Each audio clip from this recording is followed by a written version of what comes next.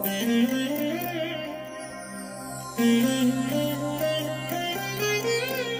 దినం పరము నుండి దిగివచ్చు మాట. ఇది నీ జీవితానికి వెలుగుల బాట, నీ ఒడిలో ఉంచబడిన దీవెనల మూట. మార్చి 1 సంవత్సరమంతా మీరు బైబిల్ చదివి ముగించడానికి ఈరోజు మీరు చదవలసిన లేఖన భాగము ఉదయం సంఖ్యాకాండం 23, 24 మరియు 25 అధ్యాయములు, సాయంత్రం మార్కు సువార్త 7వ అధ్యాయము. ప్రియమైన దేవుని బిడ్డలారా, ఈ ఉదయకాల సమయంలో ప్రభు కృప మీకు తోడుగా ఉండునుగాక.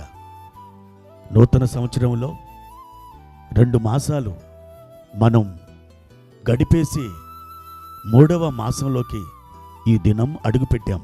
దేవుని యొక్క కృప ఈ 2 నెలలు మిమ్మల్ని ఏ విధంగా కాపాడేనో ఈ 3వ నెలలో కూడా రెట్టింపు కృపతో దేవుడు మిమ్మల్ని కాపాడనై ఉన్నాడు. ఆయన మిమ్మల్ని బలపరచబోతున్నారు. తన కృపను మీ యందు ఆయన విశాలపరచబోతున్నాడు. ఈ నూతన మాసంలో ఒక తీర్మానం చేయండి. ఏ రోజు కూడా బైబిల్ చదవకుండా, ప్రార్థన చేయకుండా నేను నా జీవితాన్ని గడపను, లేదా నా ఇంటి నుండి బయటికి వెళ్ళను. ఈ తీర్మానం మీరు చేసి ఆ విధంగా మీరు జీవించండి. ఈ నెలలో బలమైన కార్యాలు మీరు కనులారా చూస్తారు. ప్రియమైన దేవుని బిడ్డలారా, ప్రభువారు మనకిచ్చిన వాక్య భాగాన్ని చదువుకుందాం. ఆదికాండం 49వ అధ్యాయము 22వ వచనం.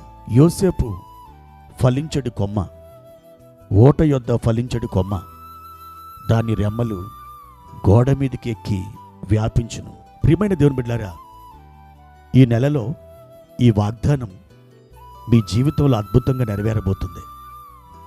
మీరు విశ్వసించండి. దేవుని వాక్యం ఎన్ని యుగాలలోనైనా, ఎన్ని తరాలలోనైనా అది శక్తి కలిగినది, అది ప్రామాణికత కలిగినది. ఆ వాక్యం మనం గనక నమ్మితే నెరవేర్పుకు అనుకూలమైనటువంటి కృప కలిగినటువంటి శక్తిగల వాక్యం. ఆ వాక్యాన్ని మనం విశ్వసించాలి. అప్పుడు అది మనకి ఒక గొప్ప దీవెనను తీసుకుని వస్తుంది. ప్రియమైన దేవుని బిడ్డలారా, తన తండ్రి అయిన యాకోబు తన యొక్క 12 మంది కుమారులను ఆశీర్వదిస్తూ వారికి జరగబోతున్న ఆ సంభవాలని ఆయన ప్రవచిస్తూ యోసేపు దగ్గరికి వచ్చి ఆయన మాట్లాడుతున్నాడు. యోసేపు ఫలించడు కొమ్మ, నీటి యొద్ద ఫలించడు కొమ్మ, దాని రెమ్మలు గోడ మీదకి ఎక్కి వ్యాపించును అంటున్నాడు. యోసేపుని గురించి ఒక ఉపమాన భాషలో ఆశీర్వాదాన్ని ప్రకటిస్తున్నాడు. అతడు ఫలించడు కొమ్మగా, లేదా చెట్టుగా, వృక్షముగా ఉంటాడని యాకోబు చెబుతున్నాడు. అది తన సొంత మాటలు కాదు, అది దేవుని ఆత్మ తనను ప్రేరేపించినప్పుడు పలుకుచున్న మాటలు. ఈ మాటలు కేవలం యోసేపు ఒక్కడి కొరకేనా? కానే కాదు. ఆ మాటలు ఈ రోజున నీ కొరకే. యోసేపు వలె ఓట యొద్ద ఫలించడి ఒక కొమ్మవు. దేవుని బిడ్డ, నీ రెమ్మలు గోడ మీదకెక్కి వ్యాపించబోతున్నాయి. అనగా నీ ఆశీర్వాదం గిన్నె నిండి పొర్లి పారబోతుంది. అనగా గోడ మీదకెక్కి వ్యాపించిన ఒక తీగలాగన్నమాట. ప్రియమైన సహోదరి, సహోదరుడా, ఒక కొమ్మ లేదా ఒక చెట్టు ఓట దగ్గర ఉన్నప్పుడు ఏ విధంగా ఫలిస్తుందో, దేవుడే ఒక ఓటగా నీకుండి ఆయన నిన్ను ఫలింపచేయబోతున్నాడు. ఫలభరితముగా నిన్ను మార్చబోతున్నాడు. ఇన్నాళ్ళు ఎండిన లోయగా ఉన్నావు, ఎండిన చెట్టు వలె ఉన్నావు, ఎండిన ఎడారి వలె ఉన్నావు. అయితే ఈ రోజున దేవుడు చెప్తున్నాడు, నీవు ఫలించబోతున్నావు, నువ్వు చిగురు పెట్టబోతున్నావు. నీవు ఏ విధంగా ఫలించబోతున్నావు అంటే, నా బిడ్డ, ఇదిగో గోడ మీదికి దాని రెమ్మలు ఎక్కి ఎగబరాకి అవతలకు వెళ్ళిన చందంగా నీవు ఆశీర్వదించబడబోతున్నావు. ఈ మార్చి నెలలో దేవుడు అది నీకు జరిగించునుగాక. ప్రియమైన దేవుని బిడ్డ, ఆగిపోయిన నీ కార్యాలు చక్కగా జరిగిపోతాయి, ఒక ముగింపుకి రాబోతున్నాయి. నీ ఆలోచన యావత్తును ఆయన సఫలం చేయబోతున్నాడు.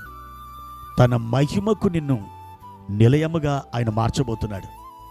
ఈ నెలలో ఒక ఫలించడి కొమ్మగా, ఓట యొద్ద నిలిచిన కొమ్మగా నేను దేవుడు ఆశీర్వదిస్తుండగా నీవు ఆయనకి హృదయము తెరచి కృతజ్ఞత స్తోత్రాలు చెల్లించు. ఆయన గణపరచు, ఆయన మహిమపరచు. అట్టి భాగ్యం ప్రభు నీకు దయచేయునుగాక. ప్రార్థన. ప్రియమైన తండ్రి, మహోన్నతుడా, ఆశ్చర్యకరుడా, మీ ఘనమైన పరిశుద్ధ పాదములకై స్తోత్రాలు. మా నాయన, మీ వాక్యము ద్వారా మాతో తేటగా స్పష్టంగా మాట్లాడినందుకై వందనాలు. యోసేపు వలె ఫలించడు కొమ్మగా నీవు మమ్మల్ని మార్చుచున్నందుకై వందనాలు. మా ప్రియ తండ్రి, ఇదిగో మా ప్రియులు గోడ మీదకెక్కి వ్యాపించిన తీగల వలె, రెమ్మల వలె ఈ నెలలో వారు ఆశీర్వాదం పొందుకొందురుగాక. మీ నామం తద్వారా మహిమనందునుగాక. మా తండ్రి, జ్ఞాపకం చేసుకోండి, బలపరచుమని యేసు నామములో అడుగుచున్నాము తండ్రి. ఆమెన్.